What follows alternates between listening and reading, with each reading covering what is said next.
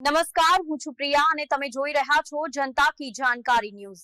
નજર કરીએ આજના સમાચાર ઉપર। અમદાવાદ સાબરમતી મધ્યસ્થ જેલમાં કૈદી ભાઈયા માટે વ્યસન મુક્તિ બાબતે નાટ્ય કાર્યક્રમ યોજવામાં આવ્યો હતો। અમદાવાદ સાબરમતી જેલ ખાતે અલગ અલગ વ્યસનોથી થતા શારીરિક અને સામાજિક નુકસાનો દર્શાવતા વ્યસન મુક્તિ પર નાટ્ય કાર્યક્રમ યોજવામાં આવ્યો હતો, જેથી વ્યસન મુક્તિ બાબતે કૈદીઓમાં જાગૃતતા ફેલાય। ગુજરાતની તમામ જેલોમાં 10મા અને 12મા ધોરણની પરીક્ષાનું દર વર્ષે આયોજન કરવામાં આવે છે। ગત વર્ષે 100% અને આ વર્ષે 68% પરિણામ આવ્યું છે, જેમાં સાબરમતી મધ્યસ્થ જેલના 150 જેટલા કૈદી ભાઈઓએ પરીક્ષા આપી હતી। પરીક્ષા લગતી તૈયારીઓ માટે બંદીઓને IGNU અને BAOU બંને શૈક્ષણિક સંસ્થાઓનો સાથ સહકાર મળતો રહ્યો છે। કૈદી ભાઈઓને નવી કળા, રોજગારલક્ષી કામો પણ શીખવાડવામાં આવે છે, જેથી તેમને સજા પૂર્ણ થયા બાદ સામાન્ય જીવનમાં રોજગાર મળી રહે।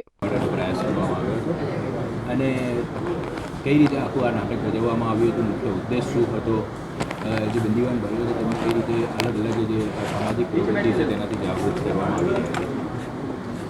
આજરોજ અમદાવાદ સેન્ટ્રલ જેલ ખાતે સમાજમાં જે દૂષણ છે વ્યસન મુક્તિનું, એ બાબતમાં આ વિષય ઉપર એક નાટક યોજવામાં આવેલું છે। આ નાટકમાં લગભગ 15થી 20 જેટલા બંદીવાન ભાઈઓ ભાગ લીધેલા છે। એ 15 દિવસથી એ લોકોએ બાબા સાહેબ આંબેડકર ઓપન યુનિવર્સિટીના સહયોગથી એ નાટક અહીંયા બજાવવામાં આવેલું છે। છેલ્લા 15 દિવસથી એ લોકોએ તૈયાર કરતા હતા। અનેક સમાજના જે દૂષણો છે એને બતાવવામાં આવ્યું છે।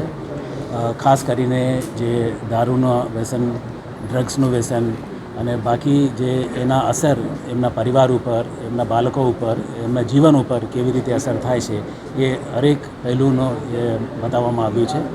હું તમામ બંદીવાન ભાઈઓ જે એમાં ભાગ ભજવેલું છે એમને ખૂબ ખૂબ અભિનંદન આપું છું અને એમને પ્રોત્સાહિત કરવા માટે અને આ સંદેશો આખા સમાજમાં લઈ જવા માટે એ લોકોને ખૂબ ખૂબ અભિનંદન આપું છું।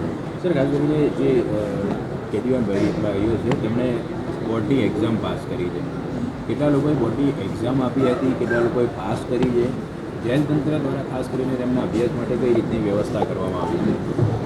દરેક વર્ષે આપણે આ બંદીવાન ભાઈઓ માટે 10મી અને 12મી પરીક્ષાનું આયોજન અહીંયા કરતા હોઈએ છીએ અને દર વર્ષે લગભગ 150થી 200 જેટલા બંદીવાન ભાઈઓ જુદા જુદા જેલોથી આખા રાજ્યમાં એ લોકોએ પરીક્ષા આપતા હોઈએ છીએ।